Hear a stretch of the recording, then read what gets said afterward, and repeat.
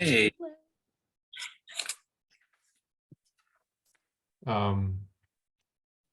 Welcome. It being 5:30, I guess we'll get started and call this meeting of the Shelburne Select Board to order. And how are you, Rick? excellent. Yourself? Good. Hi, Terry. Hello. How are things? Good. Looks like the eclipse is over. I can see the sun shining in your face there.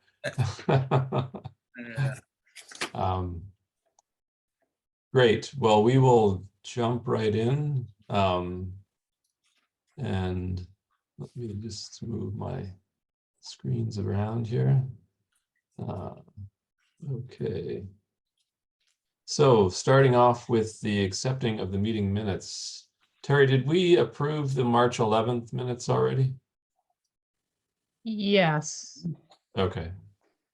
I So didn't know. tonight we have 25th, 27th, and I believe I circulated the 28th as well. That's correct. Great.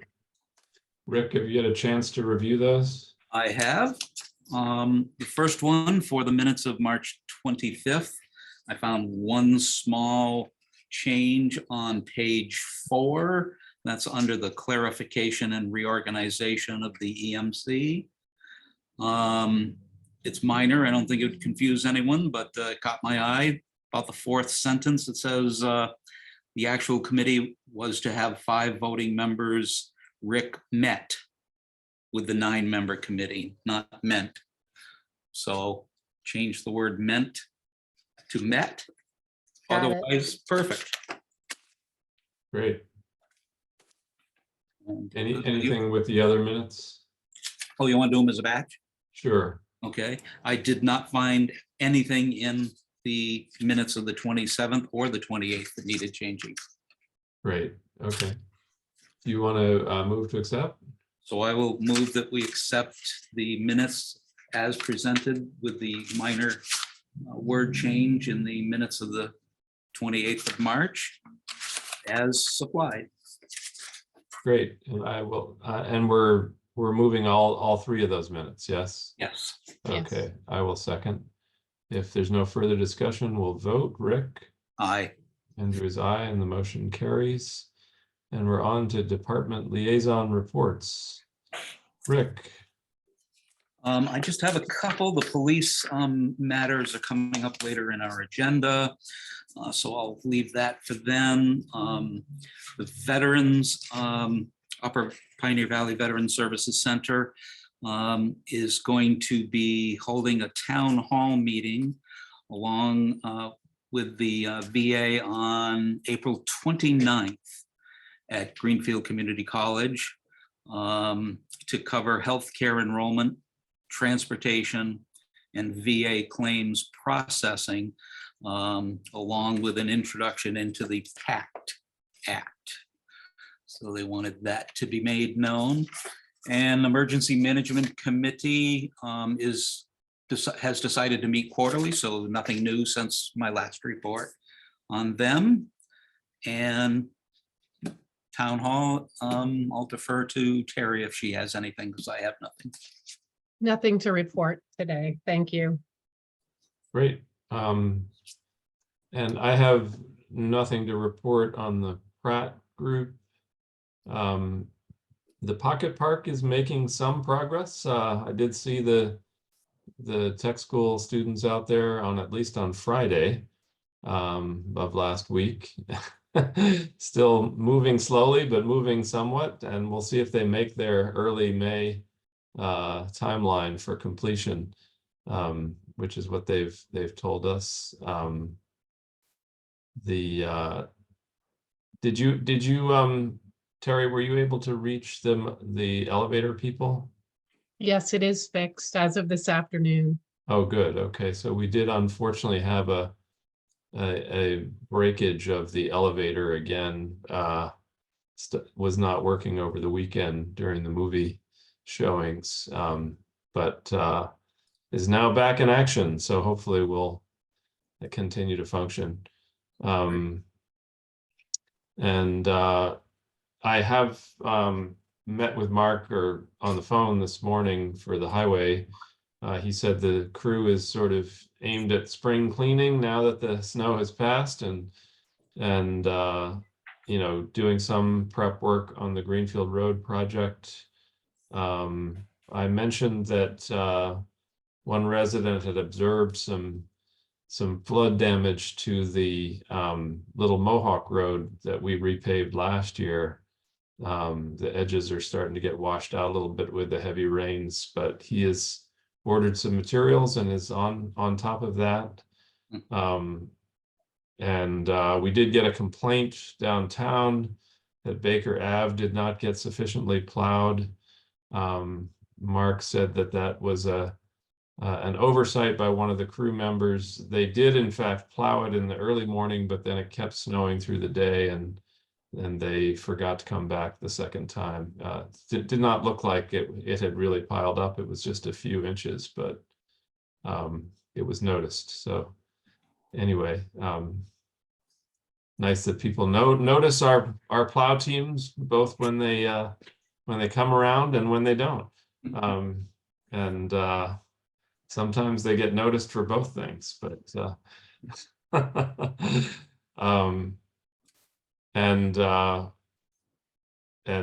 we'll be meeting further for some employee review matters. I'll learn more about that as we go. I think that's all I have in the department liaison area. And let's see. We don't, these are not public hearings or anything. We don't need to stick to a rigid schedule here, do we, Terry? Are we waiting for John Taylor for 5:45? Oh, I'm sorry. Yes, you're right. We are. All right. Well, let's go on and knock off some old business if we can. The RFP for the solar array, Terry? I believe we're good to go. Andrea Woods is away early this week, but she and I will discuss some dates for getting that project out to bid when she returns. Great. When's your meeting? I believe B we took care of in Thursday's meeting. And I don't. Yeah. Herb, if you can put yourself on mute, that would be helpful.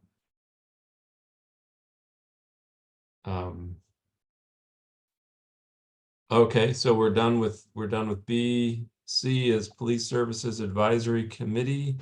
Finance Committee voted to appoint Todd Dubriel. Is Todd our only representative from the Shelburne side? Yes. We need a finance committee rep, a select board rep, and then a member at large.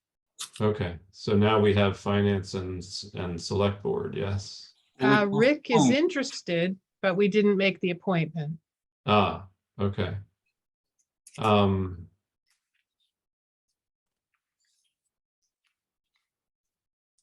And is that a committee that is itching to get started, or is Buckland and Ashfield still without representation? This is just Shelburne and Buckland I'm shared sorry, I was police. thinking of the senior district. Yeah. Yes. Buckland has full representation, so it would be good to move on the Shelburne side. Okay. And do we have anybody in the wings as a third representative? Not yet. I've Okay. asked around, it's crazy. Yeah. Tough to get people to commit that time, but we'll Yeah. keep trying. Well, what's our mechanism for getting Rick on in the absence of a third select board member? You could make a motion, I suppose. Is he allowed to vote on his own nomination? It's a good question.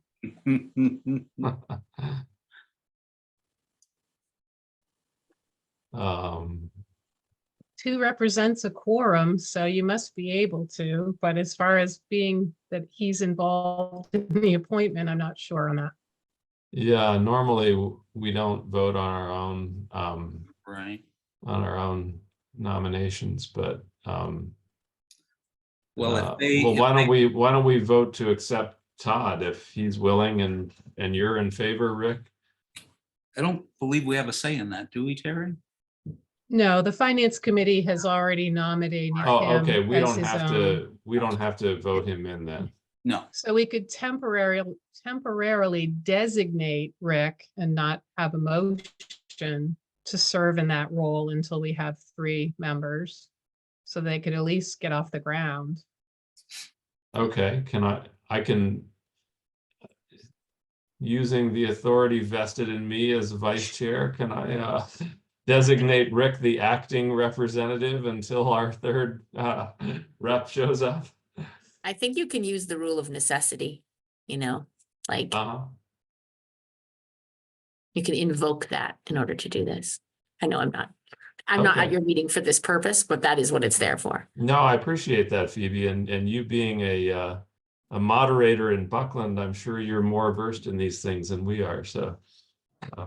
Haven't had to Yeah. run into a situation like this before, thankfully. Yeah. Well, shall we do that? Shall we invoke the rule of necessity and accept a motion to appoint Rick? It's good by me. Are you so moving that? Yes, sir. All right, I will second it, and or I'll move it and you can second it. How about that? Second. And if there's no further discussion, we'll vote. Rick? Aye. Andrew is aye, and you are appointed. Good. So let's see. Planning board. Is Chief Bardwell coming to talk to us about the gym equipment, or is that just something on the agenda? No, he had submitted a letter of request asking Okay. for the board to act on the gym equipment, being that it's valued at less than 10,000. Okay. And Rick, it seems like you've had a chance to look at that sort of thing. I did. It is very old equipment's probably going back to Mark DeGiacomi's chief timeframe. It's in the lower level of the tap room behind the Cowell Gym. It's definitely not usable and just needs to be liquidated and gotten out of the way.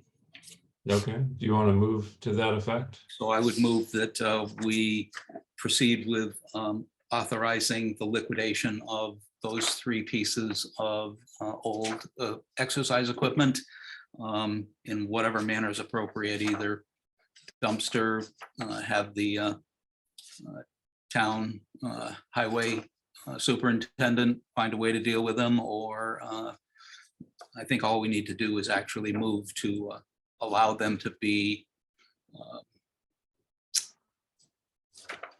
what's the Disposed right of. word? Yeah.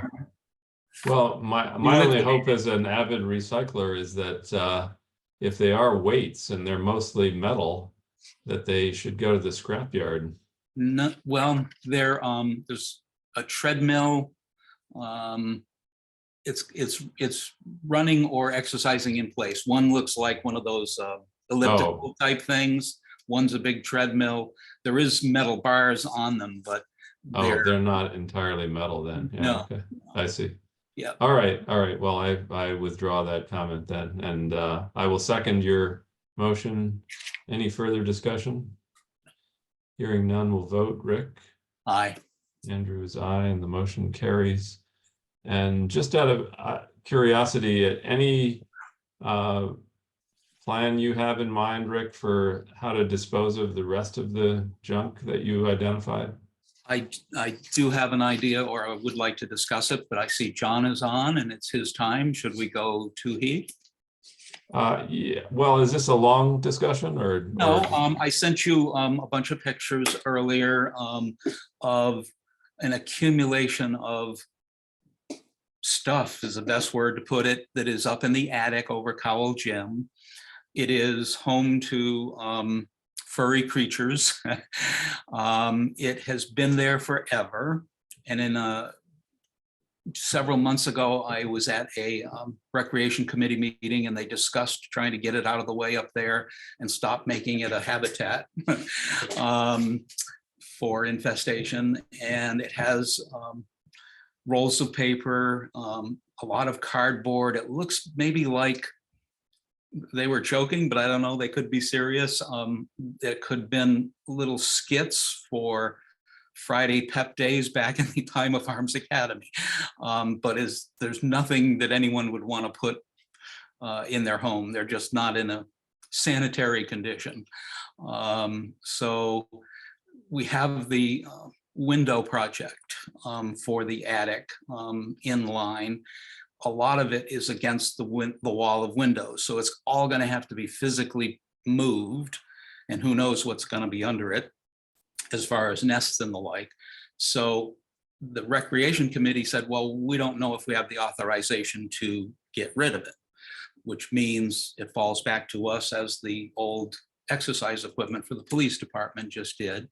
And we have a very capable manager of the cowl now, and I would suggest that we simply authorize him to go ahead and farm that to the dumpsters or whatever he sees fit to get it out of there prior to us needing to do the windows, which I know probably won't come till summer or fall. But so it's not an urgent item, but it's something that they'd like gone, but they didn't know or have the authorization to feel that they could go ahead and get rid of it themselves. So it's our I heard a blessing. motion. I heard a motion there. Is that a motion you're making? I will move that we authorize the removal of all of the accumulated debris in the attic of the cowl gym. Great. We're authorizing the rec director to Yes. oversee that. Yes. Okay. I will second that. And all in favor? Aye. Andrew's aye, and the motion carries. Great. All right. And now we're back to appointments. And let's see, is John here? Howdy. Yes. Hi, John. How are you? I'm doing well. Oh, there you are. Sorry. All right. What can we do for you? Well, I sent Terry a note and the board a note a while back, and I just basically wanted to keep you guys in the front of your mind just about emergency medical services in town.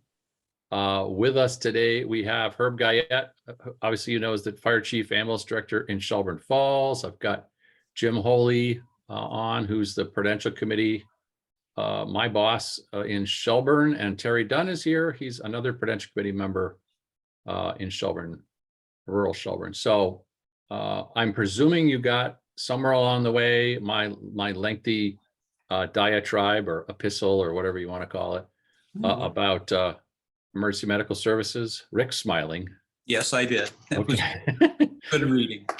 It was well crafted, I thought. So I think that the key things, there's some real issues I put in there, and I just think the select board, being the chief elected officials, should be kind of aware. The key issue is who really has the role or responsibility. It's really all of us, but legally, it's unclear. The town, I think, through this EMS 2000 process that happened now, 20 years ago or 25 years ago, says that the jurisdiction, the local jurisdiction, needs to be the one to approve the plan for emergency medical services. And I think what I've heard various times is that jurisdiction is the town of Shelburne. And Herb can correct me, but I believe when Herb was asked to update his service plan, he had to come before the Board of Selectmen to get an approval of that service plan in both Buckland and Shelburne. So y'all have a role in emergency medical services, even though I think the town has been maybe thrilled not to have to worry about emergency medical services because you got other things going on too, I know. But anyway, I just, it's out there, and it's there's some issues looming in the world of emergency medical services that the town should keep up with. So Well, that's how John, it brought me here. Thank you, and I appreciate your lengthy screed or epistle, if you would prefer. And the gist of it toward the end there seemed to suggest that you're recommending that regionalizing may be one way out of this that might require some legislative assistance. And when you raise that, are you imagining a sort of regional district along the lines that the senior center just went through establishing legislatively, or did you have some other vision about how that might come about? I think there are probably 2 or 3 or 4 different models that are potential out, but I'm not sure the current arrangement is going to be a long-term solution. And again, I speak from the rural Shelburne standpoint. While I think AMR provides great service, I'm a little, I don't think we're on a real strong foundation. You know, they're not embedded in the community like Shelburne Falls Fire District is legally. You know, Shelburne Falls Fire District's probably not going anywhere. Whereas AMR could disappear relatively quickly or change their rules, which would affect the rural part of Shelburne. But they provide an important service because they provide a paramedic level service, not just for us, but also as a backup for Coleraine and Buckland and Shelburne Falls and various other places. So I don't know if there's one model that I prefer. If there's a lot out there, I thought we ought to have, if we have that discussion, we ought to have that discussion. Mm-hmm. Herb, do you want to lay anything out here at the start? Well, just to go the backtrack on the service zone plan, when I did that about a year and a half ago, maybe 2 years, it was presented to both boards on both sides of the river. The one drawback was on the Shelburne side, it only encompasses the Shelburne Falls Fire District area. It does not encompass the rural area. I'd had to do that just because there was some things that the OEMS, which is our governing body, wanted us to do to just correct some issues that we had. So right now there is no service zone plan for rural Shelburne besides the agreement that John has with AMR. I agree with John that there are some major changes coming down. I also agree that there are 4 or 5 different models that could be set forth, but with the so many moving parts with the 3 districts and then AMR and then all that stuff, there really has to be a long-term sit-down discussion on where we are going. Regionalization, everyone keeps throwing that out. It's gonna come, I assume, at some point, probably before I retire. But it's like you said, it's a legislative enactment to do so, and that does take some time. Rick, do you have thoughts you want to throw into the mix? I guess I'm still looking for the ask. What's the ask? I think my ask would be is that I think it would behoove the 2 towns as well as the 3 fire districts to sit down and have that discussion. And the fire districts have talked on and off. Obviously, Buckland Fire District and Shelburne Falls Fire District, they're on board. They share Shelburne Falls ambulance. And then the town of Buckland kind of just goes along with it, I guess, is how that works. But I think that's a good question, is if you're gonna do legislatively, it's gonna have to involve the towns somehow too. It may not require legislation. I mean, there are models that we wouldn't have to change anything. But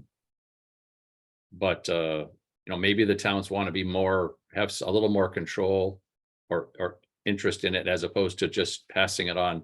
Well, we'll let the fire districts take care of it and we're not going to worry about it.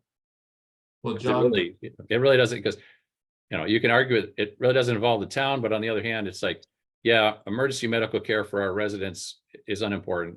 And I don't think the town is saying that either, so.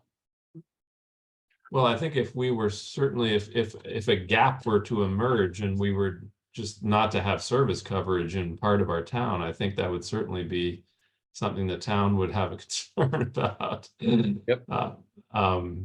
Do you have, I guess I'll ask each one of you, do you have a preferred approach that you'd like to see come forward, or are you more interested in just having a hash out and see where the conversation goes? I think kind of a hash out would be best right now. As of right now, as John had said in his email, emergency service is not essential. So it's just like kind of hope that someone's going to come. There is talk that EMS will become within the next few years an essential part of the town. So that means at some point we'll have to put something on paper. I know John has a mutual aid agreement with AMR to come up and do as many calls as they can. We are their backup along with Coleraine. So when we make a call to any mutual aid agreement, any mutual aid town, mutual aid is really only if you have something to give back. So with Coleraine, we can go there, they can come to us. Same thing with Charlemont, and Conway. Right now at Shelburne Center, we have an agreement with them for the fire side, but nothing on the EMS side. And we just go because we're on the run list. And I want to go to anywhere I can to help people. That's my job. So anytime our truck rolls out for any reason, we do, and so there is a cost to that. So there's a lot of discussion on different levels on how to respond, when to respond, financially, how to offset that.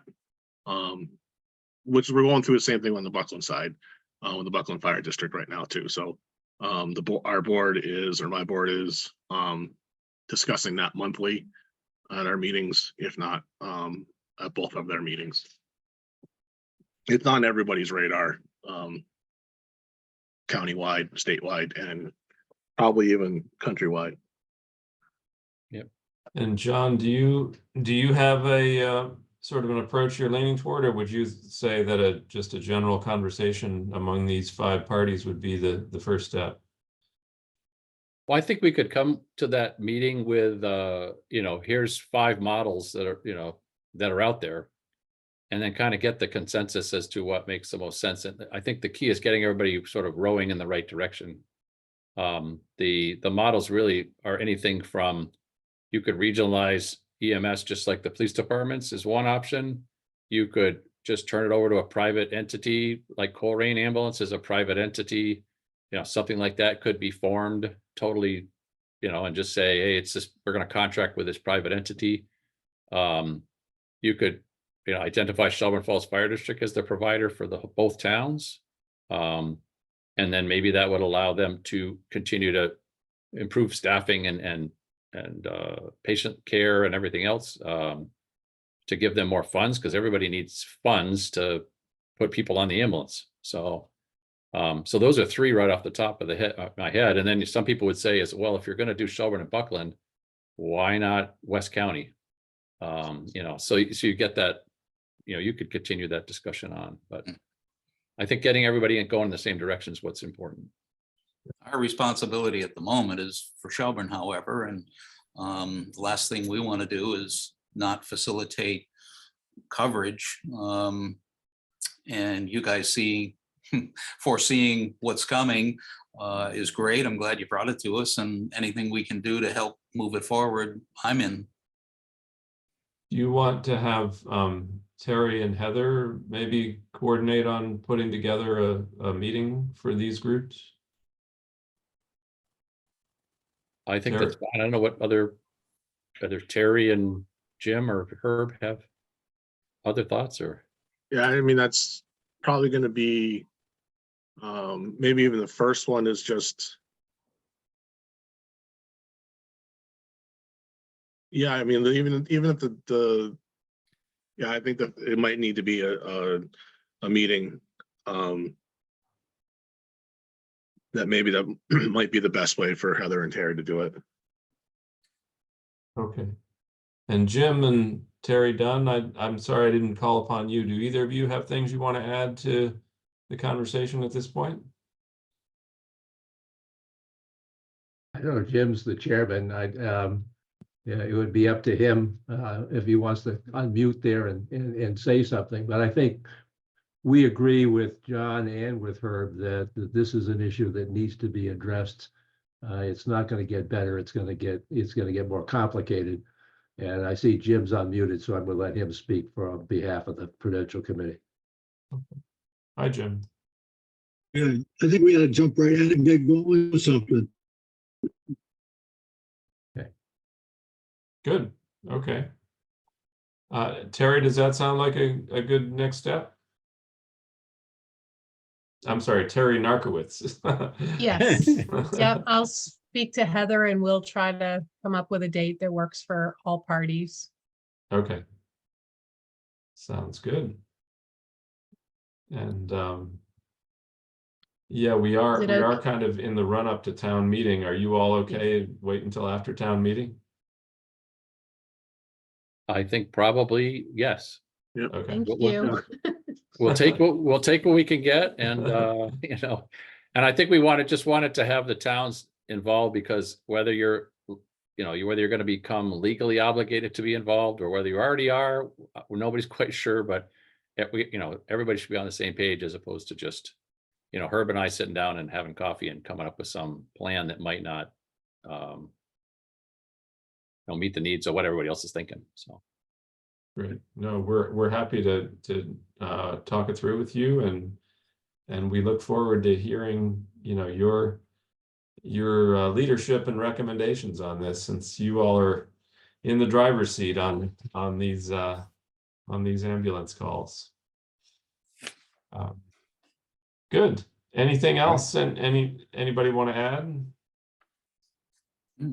Just thanks for bringing it forward. I wasn't on the original long one back in January, but I just got that this week and read it. So this is the first time it's been called to my attention, and thank you very much for that. And tell us when you need us.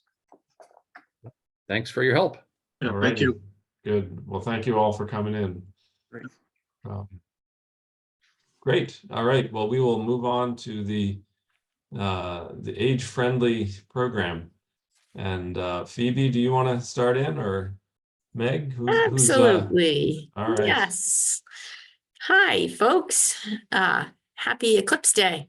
Yes. Rick, we haven't met in your new role here, but I work at the COG and I'm the Director of Community Health. And as Andrew said, I'm also the moderator across the river. And I'm here with Meg Ryan, one of your two public health nurses. And thank you, Teddy, for coming, with whom we work very closely. And I assume you know Teddy. So we're here, really, thank you so much for inviting us. We're here because we sent you a hard copy. Lynn Feldman from LifePath sent you a hard copy of the Age and Dementia Friendly Community Action Plan. And we said, if you want us to just talk to you a little bit about it and see what you'd like support in working on next in that arena, that we would love to, we'd love to do that with you. So that's what we came here to do.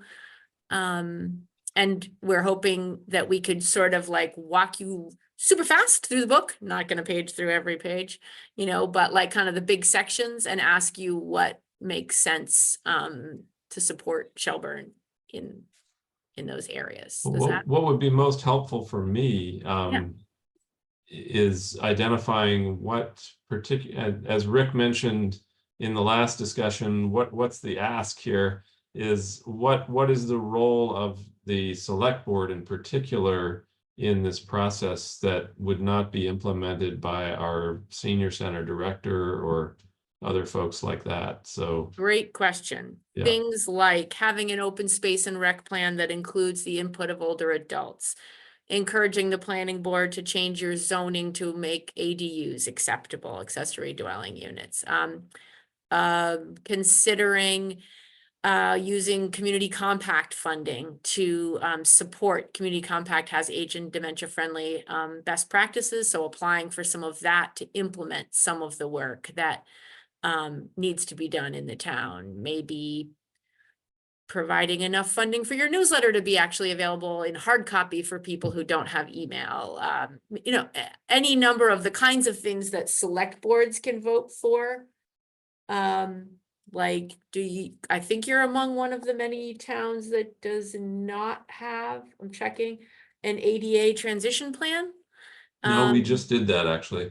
Did you just do it? Excellent. Okay, great. I'll put you on the list. But once you have a transition plan, you can apply for funding to actually transition things to be more accessible. So, you know, that's why we're here talking to you, because you're in charge of the town. And so a lot of what needs to be done will be done by people like Meg and Teddy, and other people, but there's a lot of stuff that you potentially might want. Great.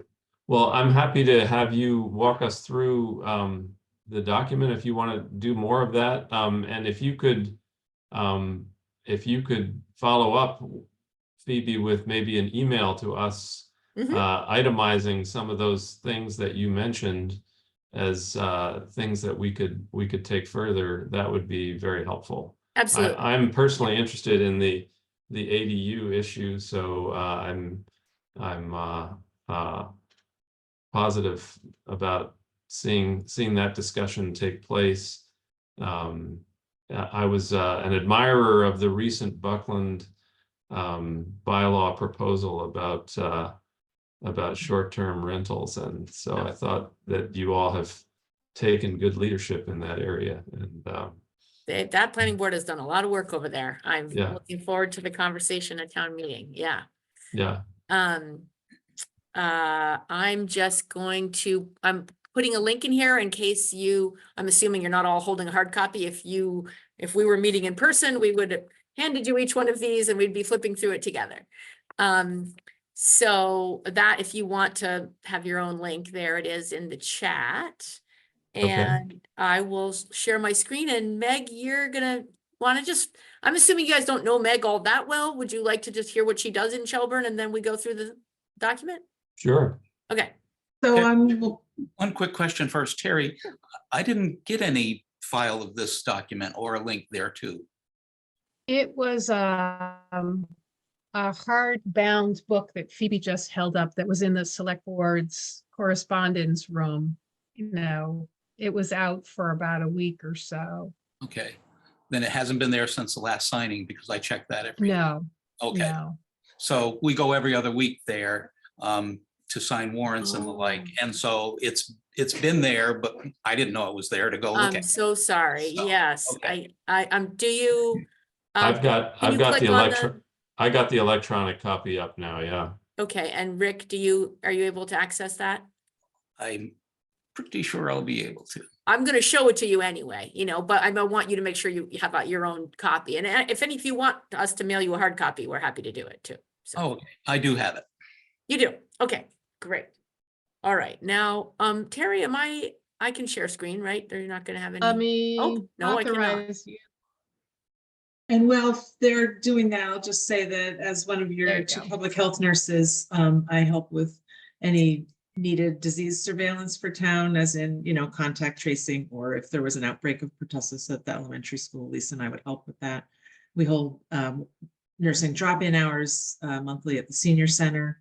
Lisa went this morning actually to provide some education about first aid classes, general first aid to seniors as a request. I do a lot of dementia and age bias education in the region.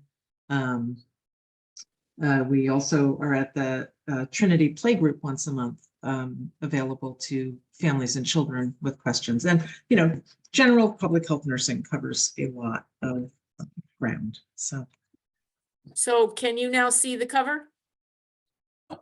No? Not yet. Well, that's weird. Saw it for a second. You did, and then it disappeared, eh? Okay. Trying again, closing every one of the 1,000 screens I have open. Okay, let's try again. How's Teddy that? and I also work, oh, there it is. That's good. Okay. Great. You can make that full screen, it'll be bigger. Oh, is it not? Are you not seeing it full screen? No. Okay. All right. You know, you'd figure after all these years, I mean, when I'm looking at it, it's full screen. Is that better? Yeah, Okay. Tell me if you want it even bigger. Yes or no? whatever, that's fine. Okay. There you go. Okay. So, it, as you probably know, and you saw in the letter, we've worked for about 3 years with LifePath and lots of local residents and, on creating this plan. So I'm just going to kind of zip you through the doc just till we get to the meat of it. All right. But this talks, talks all about how we did the work, why the work is important, given the rapidly aging population here, what our planning process looked like, what our region is like in terms of demographics and aging. And I'm sorry that I'm like going so fast, but I know that you do not want to walk through this entire thing with me. So, and it focuses on these 8 domains of livability, which are sort of the model of how do we think about our community as a good place to live? And what are the different categories of things that make it good to live there? So you'll see that we have recommendations and plans in each of these domains. And that's what we wanted to talk with you about. So, And they were arrived at after a region-wide survey of needs. Okay. With 1,000 people, and a working group sifted through that data with pretty in depth, and came up with these goals for each domain, and then some action steps. So domain 1, outdoor spaces and buildings, the goal is to improve access to town parks and public facilities for everybody. So the action steps include ADA audits for rec and public facilities. You guys are on the way with that. Improve walkability, consider complete streets to help with that, and consider assisting and encouraging the COA to conduct walk audits, so that you can expand access to walking for everybody. And then work to incorporate age-friendly elements into any open space and rec plans you may have. I don't know if you have a current open space and rec plan, but if it's coming up soon, just making sure that that's the thought. And then to implement, we can, to implement those recommendations in your open space plan. So those are the main points for the open space. There's obviously a lot of really great recreational stuff going on with that's very age friendly here through the Cowell Gym. And you do have a new open space and rec plan, right? And I don't think you have complete streets though. So that's something you might want to consider, and I'll certainly include in my follow-up email, that's a source of funding to make the town more walkable. That you can get hundreds of thousands of dollars regularly to make those improvements. I know we actually did a walkability audit a number of years ago through the senior center, and the FERCog's planning people, and they had a group of older adults walk around the town, kind of figure out where in the village it was hard to get to. That's probably worth redoing sometime if there's interest. So we wanted to just pause at the end of every domain and say, questions or thoughts about this, or anything that Teddy wants to chime in on?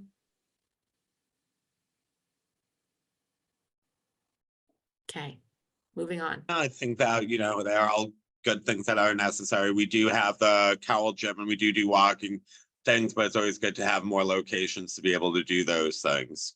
Yeah. Thanks.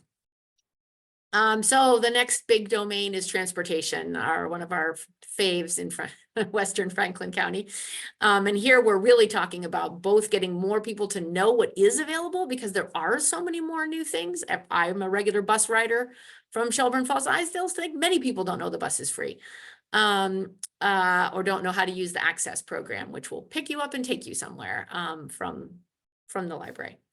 And so again, here it's about decreasing the barriers for use, and the kinds of things we're talking about here includes increasing sort of one-on-one help getting people places, and helping people understand how all the different programs at the FRTA and the various other public sort of semi-public and medical related rides work. Supporting the creation of sort of neighbor to neighbor projects where people are helping each other. And then one that has already been solved is this, having a transit ambassador. So there's now somebody at the FRTA who you can invite to come out and who will explain to whatever group she's invited to how it all works. How does the bus work? How do you tell the routes? How's the access program work? You know, how does the MedRide program work? So that's been a great step forward already in the action plan.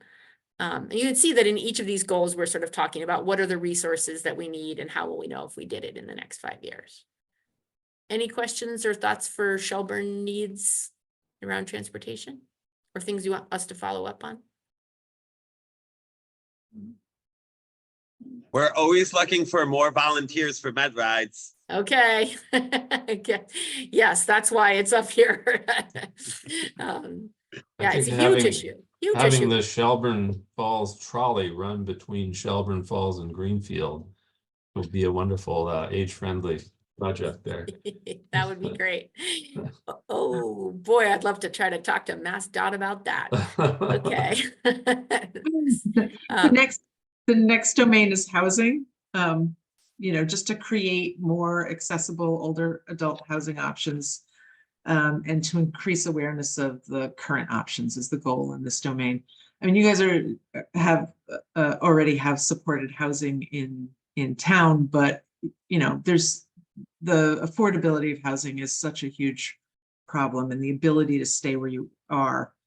So the action steps here include researching whatever municipal policy barriers to housing affordability there might be, by looking at zoning ordinances in each town in Franklin County, advocating for zoning that supports more affordable and accessible housing options like ADUs and conversion of large single family to duplex or multifamily, advocating for state funding to provide more housing options, especially here in rural areas, work with towns to create more older adult housing or housing that's suitable. Work with LifePath on their home share program. I don't know if you're aware of that, but they started a program about 1.5 years ago to try to match people looking for affordable places to live with older adults who need help to stay where they are. They would vet each side of the equation and try to play matchmaker about that. It's off to a very slow start, but it could be a really great concept. So just making sure people know about that. Providing more information and opportunity for local contractors and trade students to learn about age-friendly building issues and how to, you know, without adding cost, build something that will work through the lifespan. And then to support the home safety and home repair programs that allow people to stay where they are. LifePath already has a good one, but it's sometimes not enough for people. So there's both big and small things to do in there. Do you guys have thoughts or requests for us in the housing category? Only that I think that short-term rentals is an issue that affects renters. And that includes elderly people in addition to other renters. And that if you don't get ahead of that, I think that's just one manifestation of you know, an increasing participation of investors in the housing market that has been a big factor, I think, and not sufficiently publicized in why we have a housing crisis is that something like 20% of all the single family homes that are sold in the US are sold to investor groups. That really skews the market. At the hearing we had in Buckland, but that the planning board held the other day for their short-term rental regulation, they shared some information that in the Shelburne Falls market area, which, you know, includes both sides of the river and potentially a little more, there were something like 45 active Airbnb listings the week they looked that were charging on average $250 a night. And folks were making between $60,000 and $100,000 a year on the revenue from it. So yeah, it's certainly a very compelling business. And again, I like what Buckland did. I don't have an objection to people renting out rooms in their own houses, but if you are taking entire buildings off the market, you're really changing the housing market. I really like that angle that they had in the Buckland one as well, Andrew. Yeah. In a residence own made a big difference, or will make a big difference if that goes through your town meeting. Yep, May 4th, we'll see. It was well done. Yeah, they did a great job. Well, I mean, and I think they now have a template that any other planning board can just sort of save a fair amount of time. You still have to go through the process, but. And it is, of course, a huge issue across the lifespan. It really affects my kids' ability to find affordable rentals and, you know, everyone to be able to stay where they grew up. Yeah, definitely. I mean, that is sort of the important thing about this age and dementia friendly plan, you know, is that really it's about a good place to live plan, right? It's a livability plan. It's just, you know, when it's great for older adults, it's also great for young families, you know, I mean, it makes it, so many of these things, it's not just an older adult who wants a bench to sit on a path. It's also somebody with a stroller or a cranky toddler, you know? So the next one, the next domain is social participation. And here the goal is really just kind of to reduce isolation. Obviously, we're not living the same lives we were before the pandemic. And for those of us who live out here in the hill towns, there's a lot of people who are living quite isolated from each other. We were very shocked in our survey to find that just about 1 in 5 people said, older adults who answered the survey in Franklin County said that they didn't have anyone they didn't think they had anyone they could call in an emergency in the middle of the night. So here we're really talking about the kinds of things that draw communities together around intergenerational projects, getting more people connected to senior centers, decreasing the stigma for the boomer generation of like, somehow I don't need a senior center, and helping people understand there's an intergenerational book group and a discussion group that GCC is hosting that are wildly popular. One of them is not even a book group. It's just to get together and talk, and people talk for hours. There's some great models out there in Franklin County of ways to bring people closer together. Anything you want to add, Teddy, or any questions from the select board or Terry? No. So we do book groups. The thing is that I'm wondering is if some of it is difficult for people to make it during the times that we're open here. But we just had another discussion for political stuff, and very few people came to this. It was from 5 to 7. So that we were trying, definitely. And I also just wanted to give a shout out to my home repairman that also do it through LifePath, but are through us here at the senior center. And again, we're always looking for more people. So just because you guys are from the town where, you know, we're always looking for more repair guys, we do have some great ones and everyone loves them so much. So Such a good point, Teddy, because again, one of the major things in the survey was people are scared to let people into their home. There's so many scams, you know, and having people pre-vetted by someone like Teddy is a huge relief. So did you say something, Andrew? No. Okay. I keep going. Okay. Oh yeah, right. Sorry. There's also Phone Pal and village initiatives that are happening around the county. Okay. On to you, Meg. Well, so very connected to the previous topic is respect and social inclusion.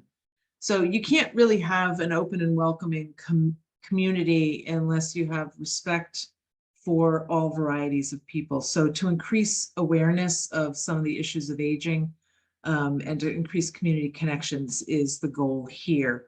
I'm very involved with this, and one of the things that we do is to provide dementia awareness trainings and dementia, in-depth dementia education. It's an increasing problem, and we can't include people who have dementia, and many people with dementia live for years independently and still going down to town hall to pay their tax bills, etc. Unless we understand really what dementia is and how to approach and deal with people who are having cognitive issues.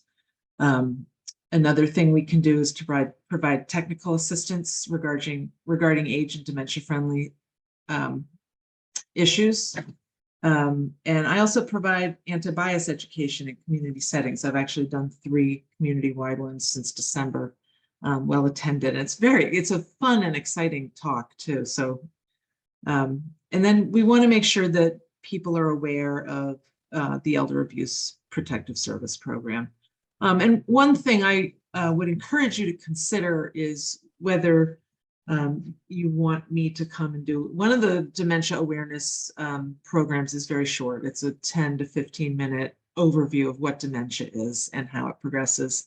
That could be an add-on to any other meeting. So if you wanted that for town employees, I would be happy to come and do that as part of your public health nursing services. So consider that if you're interested.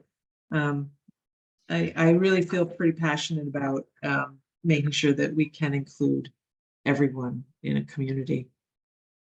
And if you don't understand the issues, it's hard to do that. So, and some of it's really simple stuff like making sure that when you repaint town hall, the paint is the correct contrast. It makes it easier for people to find their way, to find the door, making sure that signs are simple enough that they're recognizable and understood, so you can find the bathroom when you're out and about.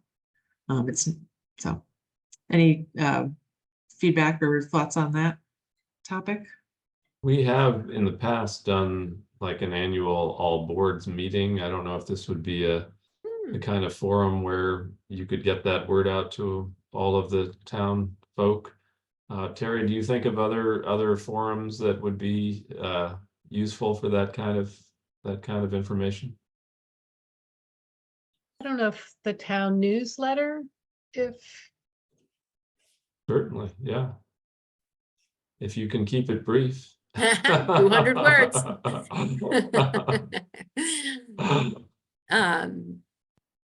Yeah, great. We'll note that. Okay, lovely. I'm writing it down. And just a note while we're on the topic of the town newsletter, as you may have noticed, Phoebe, we've gone to some lengths to disengage ourselves from the Shelburne as a municipality because Yes. we didn't want to just be a municipal news venue. And so we would not be able to accept municipal funding to Good point. do Yep. things like a print version, but Lori is looking into other funding sources for that sort of thing. So one thing you could consider is the community compact. I mean, that would be state money, but so I don't know if that would also trigger the firewall you've put up or not, but there are, funding sources of various kinds out there. So we could think about that. But it's a great newsletter.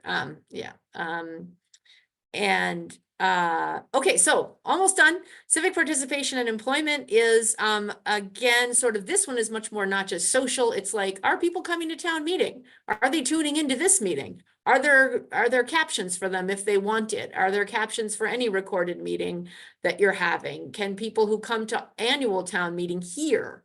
Are there enough microphones? Are there ability for people with hearing aids to get some sort of like whatever to participate fully? You may have seen in the paper some of the work Northfield has done around this issue of trying to make sure things are hearable, audible. And another thing is the tax work-off program. I don't know if Shelburne has it. Do you? No, Terry? You don't have it? So that's a pretty simple program that, you know, a town can adopt. You have some control. It's not like every single older adult stops paying taxes or anything. You set a specific set of people, you come up with what are jobs that you need done. I mean, one of the beauties of having such an older population is we have a lot of really skilled people with a lot of time on their hands. And so this is something simple you can do. Conway just did it, again, as part of this sort of age and dementia friendly policy change to adopt it's a town meeting vote, basically, or no, it's a select board vote. You accept a certain provision of the law and then you set the program up. So that would be, again, something to think about. The other possibilities are, you know, like I said, just trying to make sure that things, you know, not letting people be like, I'm pretty sure everyone can hear me if I just talk over here. No, they really can't hear you. Just use a microphone, you know, and working with this is about hiring stuff, you know, other jobs. Any civic participation, older adult questions, thoughts, things to add? Okay, you are very civically involved yourselves here, so I'm not surprised you're not asking questions about that one. And then communication and information is, here our goal is really around use of multiple channels, especially town newsletters, because so many people said they love them, they need them, they keep them on their fridge. It was the thing that, you know, people who had them said they understood what was going on in their town way better than people who didn't have a newsletter that covered their town in our survey. So, so here again, kudos to the many people and organizations that are involved in the two town news. Another one here is, oh, we already talked about town newsletter. So the other one is municipal vulnerability teams. You guys have a wonderful emergency management team who I think is already really on this in terms of getting people engaged in municipal vulnerability plans. But sort of as our population becomes so significantly older, really making sure we're not ever doing any of these municipal policy projects where we're like, okay, you know, we have to be making sure we're thinking about how it flies with older adults. And again, the digital access, you know, you've probably heard from the senior center what they're up to with that, but there will be more funding coming in the long term through the Alliance for Digital Equity and other forms to continue to get people access. Teddy, did you want to say anything about that work that you guys are doing? We do have a gentleman that's just right here at the local store in Shelburne that's willing to do classes at his shop, as well as we do classes here at the center, and we are able to do some home visits, as well as we have 8 iPads that can be used after they have taken the classes, that they can take them home and use them as well. That's great. Thank you. All right, Meg, do you want to talk about this one? Yeah, health services and community supports actually has kind of a lot of overlap with the previous domain, because one of the barriers to accessing health services and community supports is digital literacy. So making sure that older adults have the knowledge and technology they need to access things. So develop those partnerships that we've already talked about, advocate for making sure people know about how to use a portal. But a second goal here was to really work on access to healthcare services. So use the Department of Public Health Community Health Equity Survey information to actually look at what the current needs are in our town, adopt programs that identify and support residents who have access and functional needs during emergency situations. Some towns, specifically Hawley, and I can't remember some of the others, have very specific lists of residents they want to check in on, and has set up systems to keep that information private. So if there's going to be a hurricane, or they know who the residents are that can't leave towns, can't leave their homes on their own, or who have oxygen, and are able to efficiently and quickly check in on those people. And again, you know, it's not necessarily just older people, but things that are good for older adults are good for everybody. And then just make sure that people know about the public health nurse resources that are available through Lisa and I, and other public health nurses in the area. And think about creating health navigators or medical advocates to help people navigate the difficulty of complicated medical care. LifePath's the lead on that, and they have a lot of resources through their information and referral line. So that's always a good place to start. So, you know, feedback on this domain, we've reached the end of the action plan here. So I just wanted to also add that the Shelburne Police Force, as well as Buckland Fire, they have been doing outreach for seniors as well, and they have been creating a list as well that they got from one of those other towns, I believe, so that they could be as successful as them, or trying to get that way anyways. yeah, and every EMS has, you know, does this to some level or other, but to really make sure that it's something that people can do if they want to. Mm-hmm. So there you have it. Great. What we hope to do in the next 5 years with your support. Yeah. One point I would make on the last section on health is very much related to the housing section, in the sense that a lot of the home care staffing that's available to elderly people is now increasingly coming from farther and farther away, as there's less affordable housing for people who offer those kinds of services. So, you know, you have people driving up here from Springfield to do home care and stuff. And they can get that work a lot closer to them, so it's harder. I mean, right now, GCC has some amazing programs to teach people to be CNAs, and so certified nursing assistants and patient care technicians, and those people who are going to that are getting hired. Some of them in the hill towns, but that's also a career path that if people don't know about, there's now sort of free education around and hiring for that. But yeah, that's a persistent challenge for. It is a persistent challenge, but I will report the happy news that the LifePath waiting list is down from 200 to 86 clients regionally, which is fabulous. But you know, the need is still huge. Yes. Yeah. So that's what we have. We're happy to follow up with you with some of the things you asked about, like what are the sort of select board, you know, angle. We can certainly do that. And in particular, make sure that you're connected to the folks. And I think you are already, to the folks in Buckland who are doing that short-term rental work, because it sounds like that's one thing you're interested in, and complete streets and the next steps for the ADA and all that. So if there's anything like that that we haven't already talked about that you'd like us to send your way, let us know. If I see John Wheeler's tile is here, I don't know if he's here himself yet, but John is chair of our planning board, and you know, I'm glad he's listening in to these expressions of interest in short-term rentals and in ADUs. If you have sample bylaws for ADUs, that would certainly be, I think, an interesting conversation to have with the planning board about whether there's a will for that in Shelburne.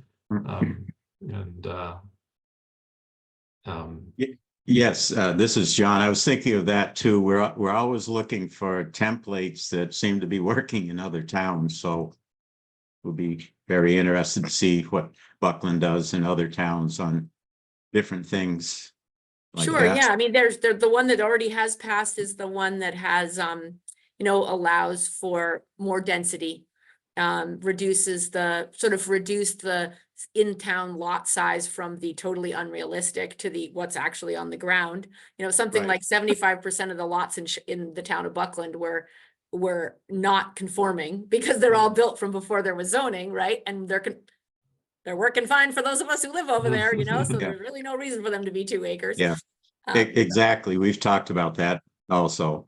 Yeah. Right. Yes. So we can totally follow up on that. Yes. Good. And I think I just wanted to say lastly, like, it's just great working with your town, with your Board of Health, with Teddy, with Julie. You know, we really enjoy this work, and the town has been very involved in this work. So it's just nice to come and show Great. you what we've done with it. Rick, do you have any closing words here?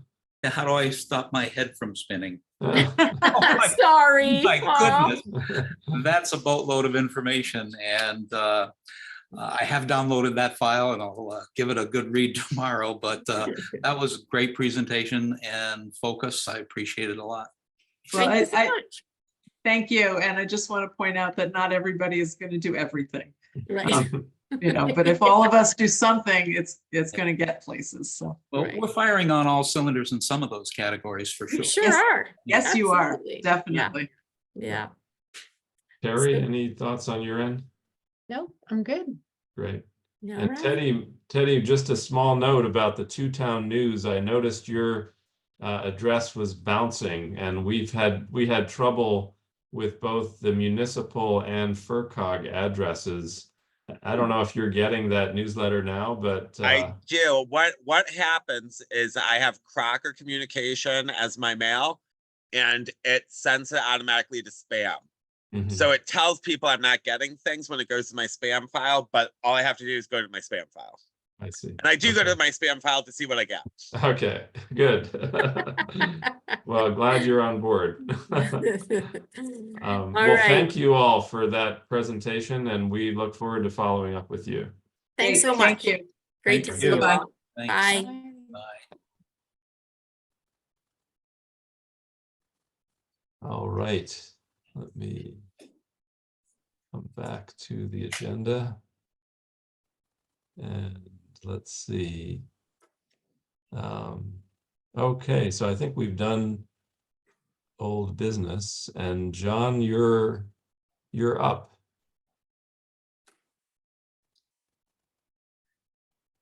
John, you're muted. Oh, Yeah, now you're. I just noticed that there. Okay. Yeah, I wasn't sure if you needed me tonight or not for this, but the planning board is proposing just 2 warrant articles this year. I think you received those. First one is it's just really a definition of the ZBA being the special permit granting authority. It says unless otherwise specified in any town bylaw, and the only one I can think of when it's not is the common driveway, but Will Flanders talked with town council and said this should be in there just to make sure everyone knows that the ZBA is the special permit granting authority. And the other article was the municipal and nonprofit trail bylaw, which we looked at and felt that it wasn't really well defined what a municipal trail was, and it's something that hasn't been enforced that we know of, or if it ever has, it was pretty selective enforced, which isn't the way it should be. And we've looked at the town master plan and the open space and recreation plan. It was done 10 years ago, and the one that's being done now by the Open Space Committee.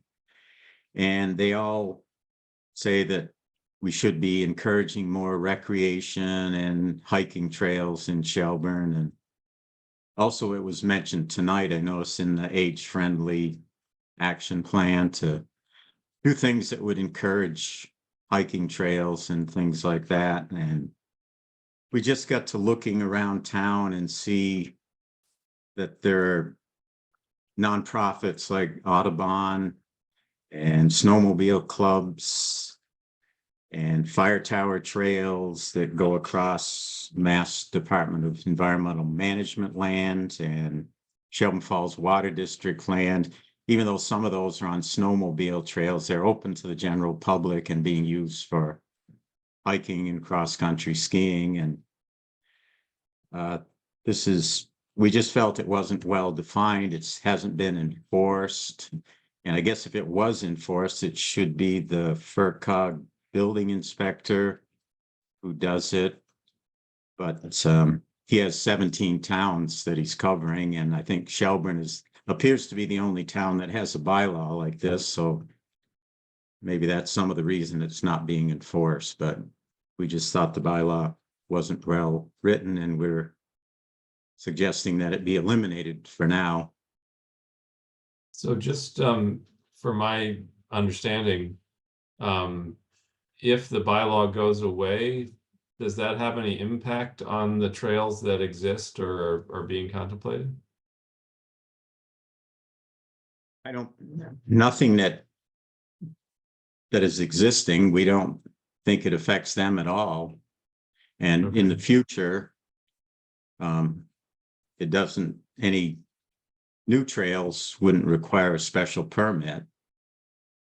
But they haven't been requiring that now from what we have seen. Right. I think during the public hearing that you held, it became very clear that there's new trails happening all the time, and no one's ever paid any attention to this particular zoning bylaw. And I think it's a great idea that you're suggesting it come out. Yeah, I'm also the liaison to the Open Space Committee, and they were unanimously in favor of eliminating this as something that would just make things simpler for them. And it's a group of people that's putting a lot of volunteer time, and it doesn't seem like we should be making it more complicated for them. Well, also it would make it more costly too. I think it was requiring filings and the like, that when the big players aren't doing it, and the volunteers from our open space committee and the rec committee to pursue things, it's a penalty almost to think about it being imposed on them when it's not on anyone else. So the first one, the ZBA clarification, that's a zoning bylaw amendment or a town bylaw change? That's a zoning bylaw. It's already, there's a section 6 special permits and findings, and this would just add a section 6.8 to that. Yep, that made sense to me as well too. So I think they're both great. John, I'm fine with both of the things you proposed. My one question, since we have you here, and maybe this needs to wait until the right time on a next agenda, are you involved in the food truck business, or is that just the ZBA? No, we talked about that, and there seemed to be a lot of concern around town about current food trucks and the possibility of more food trucks coming in. And we thought we should, because of this concern, we should maybe look at possible bylaws. And one of our members who's recently moved out of town, he was working in Amherst, and he brought us a template from down there. And we looked at it and actually even talked about it at a public hearing, hoping we'd get more input.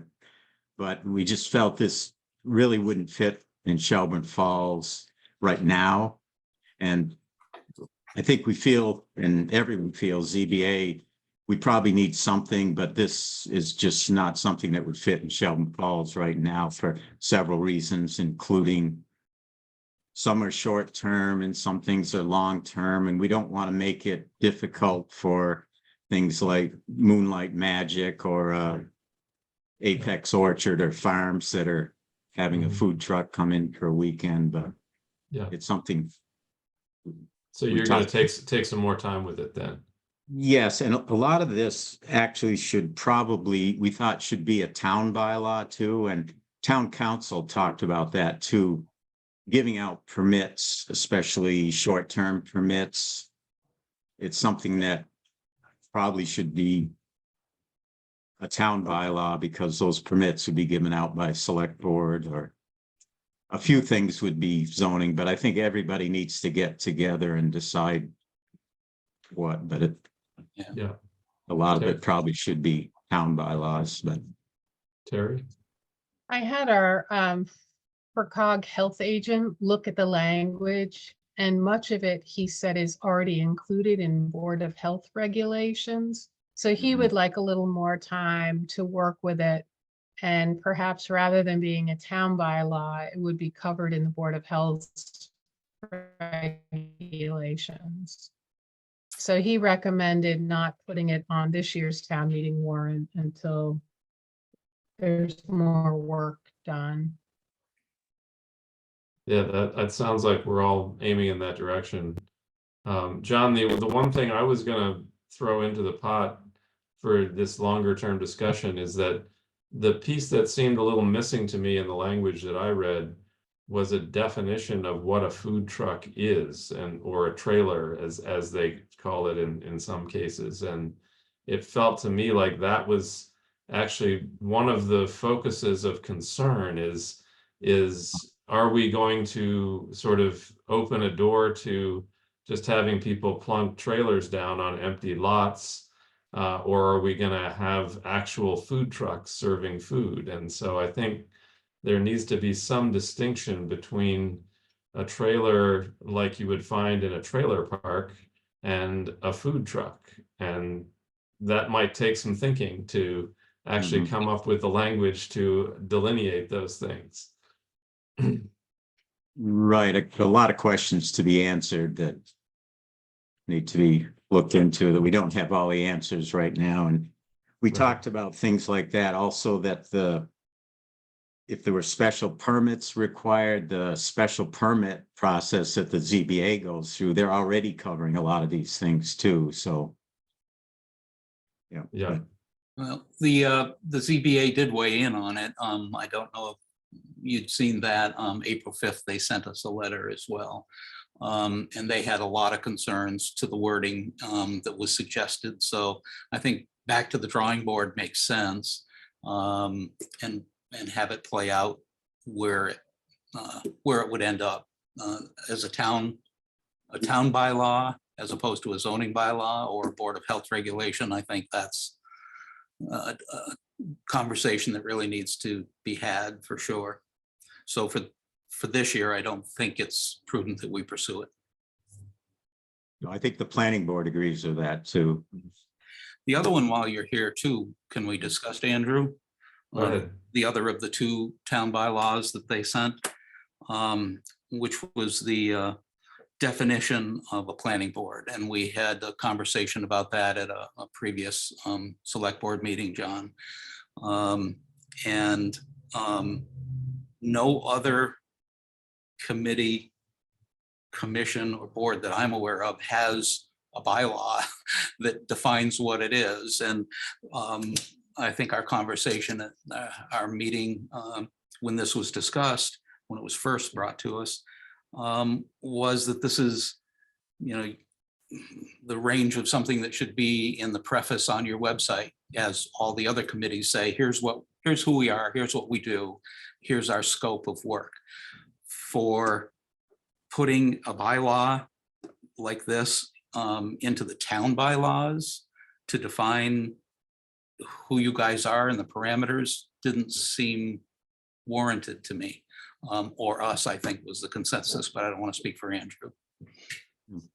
Yeah, it seems like if you, as Rick said, put that on your website, it maintains the authorization to wordsmith it and change your words over time within the planning board. Whereas if you put it in the bylaw, then you got to bring it to the town for a vote every time you move a comma around or whatever.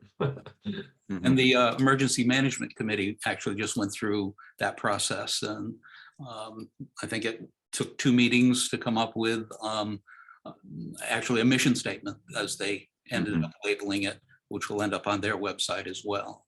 So I think the goal is to tell people what you do and what your parameters are, and there's a place for that, but I don't think it's in a town bylaw personally.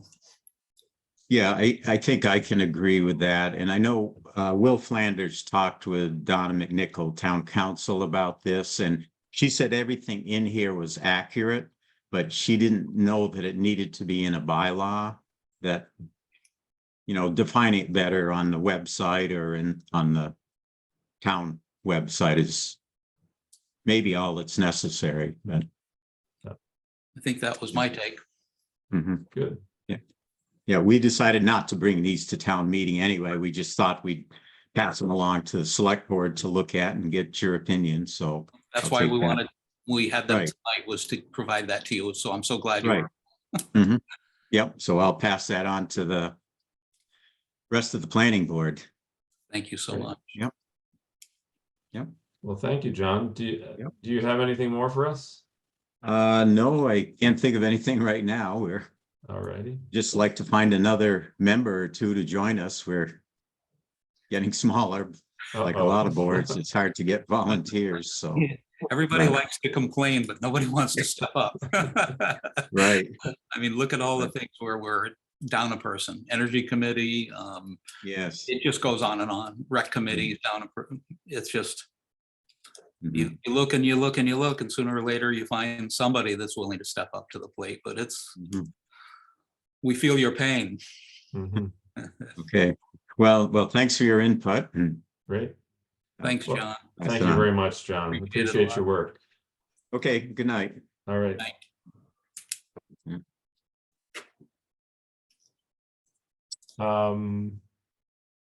Great. So we've done surplus equipment. Next meeting is April 22nd. Annual town meeting is May 7th, 6:30 PM at BSE. And correspondence. Do we have